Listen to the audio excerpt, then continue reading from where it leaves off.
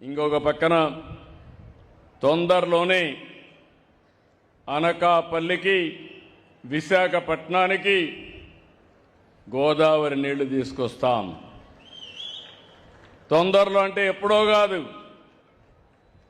First week off September మళ్లీ వస్తా, అనకాపల్లికి నీళ్లు తీసుకొచ్చి మీకు చూపిస్తానని మరొక్కసారి మీ అందరికీ హామీ ఇస్తున్నాను. అదే సమయంలో ఈ సంవత్సరం మళ్లీ పనులు తీసుకెళ్తాం. కొంతమంది మాట్లాడుతున్నారు, నాకెప్పుడు సవాళ్లే. నేను ఏ మంచి పని చేయాలన్నా ఇమ్మీడియట్గా వచ్చేస్తారు, ఏదంటే అది మాట్లాడతారు.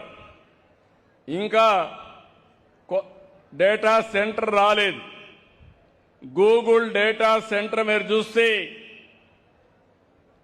ఒక్క అమెరికాలో ఉండి మొట్టమొదటిసారిగా ఇండియాకు వస్తామని, ఇండియాకు వచ్చిన తర్వాత ఎక్కడ పెట్టాలంటే అనుకూలమైన ప్రదేశం అని మన విశాఖపట్నం, ఒక సుందరమైన నగరం విశాఖపట్నానికి వచ్చారు.